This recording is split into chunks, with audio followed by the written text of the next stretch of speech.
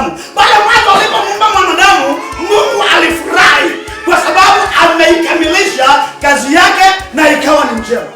Lakini watu wakaanza kumwasi Mungu, wakaongezeka, hasira ya Bwana ikawaka na akapanga kuangamiza dunia na ngarika. Bwana Yesu asifiwe. Akatafuta ni nani nitakapelekea ujumbe huu ili aambie watu. Akakutana na mzee anaitwa Mungu. Alipokutana naye akamwambia ile ghadhabu alionayo juu ya maasi ya watu, ya kwamba hii dunia nitaiacha. Hakuna kitakachosalia.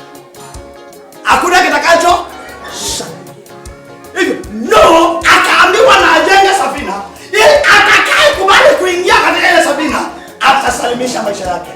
First point. No, akaamini neno, maana akaamini kwamba haya maneno Mungu anayoniambia ni ya kweli na yatatokea kabla hajaona ngarika. Bwana Yesu asifiwe. Kabla Nuhu hajaona ngarika, akaambiwa nitaleta ngarika, nitaleta mvua, nitaharibu kila kitu. Nuhu akaamini neno. Second point, Nuhu akatekeleza. Kuna nikutii sasa. Akatekeleza vile Mungu alivyomwambia. Alijenga safina ama kujenga safina? Alijenga safina. Na wale kubali kuingia katika ile safina ndio waliopona. Kuna watu walikuwa wanamchekelea Nuhu. Kuna watu walikuwa wanasema Nuhu amekosa kazi. Wanasema Nuhu amerukwa na akili. Wakati alipokuwa halali akijenga safina. Hata siku ya leo kuna watu wanatuona tumerukwa na akili. Wakati tunapohubiri neno la Mungu, wakati tunapowaambia ukweli mahali ulipo, nataka nikwambie kiama kiko njia. Nataka niseme kiama kiko njia. Jehanamu inatungoja. Utakapokosa kusikia na utakapokosa kuamini neno la Mungu na kutii neno la Mungu na kila kuambiacho, jehanamu inatungoja. Bwana Yesu asifiwe. Wale ambao hawakusikia sauti ya Mungu kupitia kwa Nuhu, wakajenga safina, wakaingia katika safina, hakusalia mtu hata mmoja. Walifikiria pale kwetu kuna mti mkubwa, kuna mwembe. Naamini kwamba kwako kuna mwembe. Walisema mimi nitapanda kwenye ule mwembe, hata maji atafika kwa mwembe. Wengine wakakumbuka kulikuwa na mlima Kilimanjaro, wakasema tutapanda mlima Kilimanjaro. Lakini wakati ulipofika, ule mwembe wa kwao ulifunikwa. Ule mlima Kilimanjaro ulifunikwa na ngarika ikaelea. Bwana Yesu asifiwe. Bwana Yesu asifiwe. Nimekuja kukwambia wapendwa, tubadili mawazo tuliona. Neno la Mungu ni kweli na ni amina. Kama kuna mawazo ulikuwa nayo, mpendwa, tu siku ya leo amini ya kwamba Mungu yupo na kila anachokinena anachokweli. Akisema atakuadhibu, hakuna njia nyingine. Ndiposa nikasema Mungu anatupenda. Jumapili akatuma mjumbe wake tuje tuambiwe. Nataka nikwambie siri ya neno. Nataka nikwambie siri ya neno. Yesu yu karibu kuja. Yesu yu karibu kuja. Maana dalili zaonyesha wazi. Na tusipo tii neno la Mungu. Wajua kuna watu walifurahi sana. Kuna watu walicheka sana.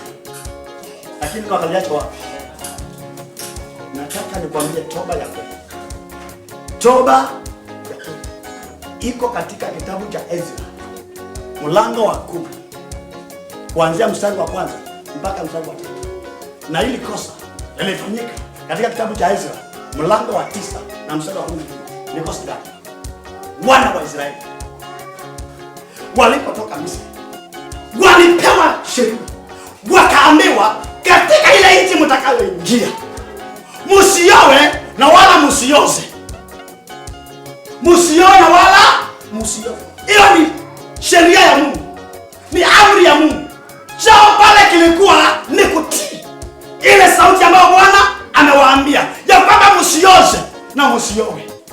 Na wakakosa kutii ile sauti, wakawa wana kila nchi wakifika wanajitolea mabinti, wanaoa. Na ikafika mahali Mungu akasirika. Mungu akasirika. Uongoa ukuli. ulio juu yako. Uondoa kinara kilicho juu yako. Uondoa utetezi ulio juu yako. Kila silaha ikiachiliwa inaingia. Nataka nikwambie, tunazungukwa na utukufu wa Mungu. Na ule utukufu wa Mungu unapotoka, ndio kila kasilaha kiachiliwa anaingia.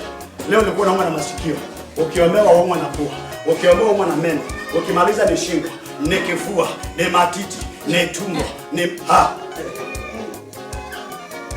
maana Mungu ameondoa utukufu wake, ameondoa kinara chake. Ndugu yangu, neno la Mungu ni kweli na ni amina. Waliosimama na Mungu, Mungu hakuwaacha kamwe. Danieli, Meshach na Shadrach na Abednego. Danieli aliwekwa katika tundu la simba. Alipona ama hakupona? Kwa sababu aliamini neno la Mungu na alitii sauti ya Mungu. Akaambiwa usiombe Mungu mwingine ila miungu ya Dario. Akakataa, maana anajua neno la Mungu. Akakamatwa akaweka katika simba. Walimula. Alitoka. Mbona sisi hatutoki salama? Mbona hatutoki salama? Bwana Yesu asifiwe. Kutoka salama ni kumaanisha nini? Umekuwa mgonjwa, ukiombewa unatoka, unapona na unatembea. Lakini leo hii kichwa naekelea mikono. Jumapili ukija ni kifua, tumbo. Bwana Yesu asifiwe.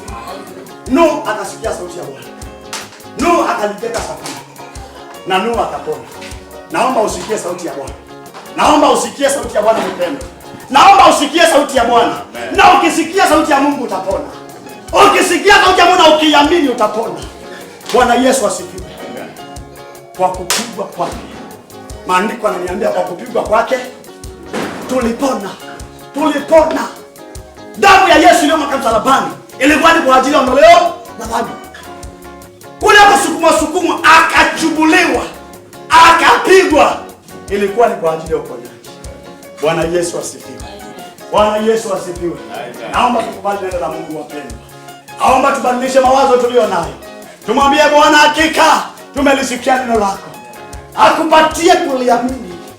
Akupatie kuliamini. Uliamini hilo neno kabisa. Na ulikumbatie. Na mpendwa ungeuke. Ambao hatoi fungu za 10 mwanza kutoa fungu za 10. Ambao mtoi shukrani mwanza kutoa shukrani. Mnaokuja kanisani kuchelewa kwa sababu ya kwanza kula bodaboda nzao. Tu sisi lai. Bwana Yesu asifiwe. Lazima utambue huyu Mungu anahitaji nini kwako? Ni umutii. Tunaingia kanisani saa hii. Kitendo cha kutini kufika saa ngapi? Kitendo cha kutini kufika saa ngapi? Ukiamka na shughuli zako hautimu. Bwana Yesu asifiwe. Na ukitii utakula mema. Ukitii. Ukiacha shughuli zako kwa ajili ya kazi ya Mungu, nenda ukafanye kazi kumaliza hiyo kazi ya Mungu. Ndugu yako utabarikiwa sana. Utabarikiwa sana. Bwana Yesu asifiwe. Haleluya. Bwana asifiwe. Bwana asifiwe. Ukitii utakula mema.